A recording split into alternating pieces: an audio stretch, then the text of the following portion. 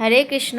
তো আজ এই গরমে ভগবানের জন্য বানাবো কাঁচা আম আর পুদিনা পাতার শরবত। তো এখানে আমি বেশ কয়েকটি কাঁচা আম মোটা বাদ দিয়ে খুব সুন্দর করে ধুয়ে আর প্রেসার কুকারে সিদ্ধ করে নেব। পুদিনা পাতাগুলো শুধু ডাঁটা বাদ দিয়ে পাতাগুলো বেছে নিয়েছি আর খুব ভালো করে পরিষ্কার করে ধুয়ে নিয়েছি। ততক্ষণে এখানে আমগুলো সিদ্ধ হয়ে গেছে এবং আমগুলো অনেকটাই ঠান্ডা হয়ে গেছে।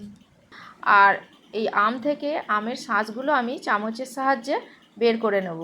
তো আমের শাঁসগুলো এইভাবে করে আমি পুরো শাঁসগুলো বের করে নিয়েছি। দেখুন আমের শাঁস বলুন বা কাঁধ বলুন 1 বাটি এখানে হয়েছে।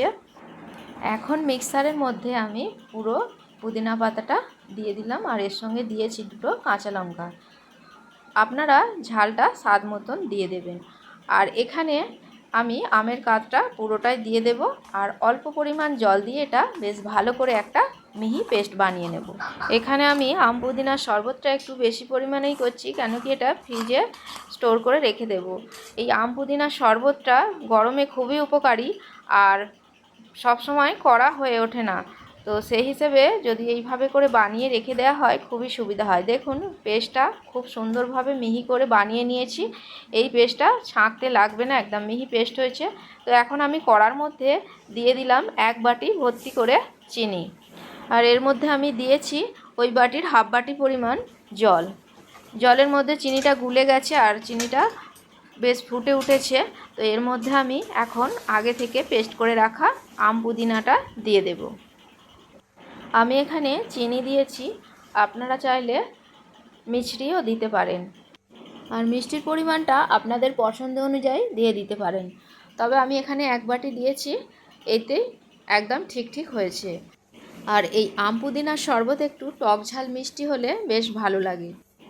এখন আমি পরিমাণ মতো সাদা লবণ দিচ্ছি আর অল্প পরিমাণ বিট লবণ দেব। এর মধ্যে বিট লবণ, গোলমরিচ গুঁড়ো এবং ভাজা জিরের গুঁড়ো দিলে আলাদা রকমই একটা স্বাদ আসে। এখন বেশ কিছুক্ষণ এটা ফুটিয়ে নেব এবং মাঝে মাঝে এটা নেড়ে দিতে হবে। তো মোটামুটি এটা বেশ একটু আগের থেকে গাঢ় হয়েছে আর কালারটাও অনেকটা চেঞ্জ হয়ে গেছে। এবারে এটা ঠান্ডা হলেও আরও একটু গাঢ় হবে। তো এখনই আমি গ্যাস বন্ধ করে দেব আর গ্যাস বন্ধ করার পর আমি এতে কিছু মশলা অ্যাড করব।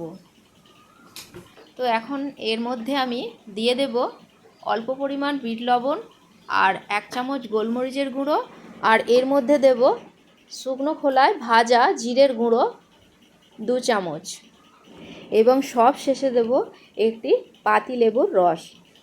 এবার সব উপকরণগুলো দিয়ে খুব সুন্দরভাবে মিশিয়ে নিতে হবে। এই গরমে বাড়িতে অবশ্যই এভাবে করে আম পুদিনার শরবত বানিয়ে ভগবানকে নিবেদন করবেন এবং কেমন লাগলো কমেন্টে অবশ্যই জানাবেন এবং যদি ভালো লেগে থাকে অবশ্যই একটা লাইক দিয়ে বন্ধুদের সাথে শেয়ার করে দেবেন।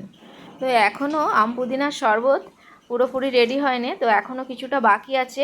এখানে আমি এই পুরো উপকরণগুলো সব দিয়ে খুব সুন্দর করে মিশিয়ে নিয়ে এটাকে আমি চাপা দিয়ে রেখে দেবো যতক্ষণ না এই শরবতটা ঠান্ডা হয়ে যাচ্ছে। তো শরবতটা পুরোটা ঠান্ডা হবার পর আপনাদের দেখাচ্ছি। তো এখানে আমি একটি বোতল নিয়ে নিয়েছি আর শরবতটা দেখুন পুরোপুরি ঠান্ডা হয়ে গেছে আর আগের থেকে অনেকটা গাঢ় হয়ে গেছে। তো বোতলের মধ্যে আমি এইভাবে করে পুরো শরবতটা ঢেলে নেব। এইভাবে করে আম পুদিনার শরবত বানিয়ে আর ঠান্ডা করে পরিষ্কার বোতলের মধ্যে ফ্রিজে রেখে দিলে বেশ কিছুদিন ভালো থাকে। দেখুন এখানে 1 বোতল ঢেলে নিয়েছি, বাকিটা বাটিতে রয়েছে। তো এখন আমি শরবতটা বানিয়ে আপনাদের দেখাবো।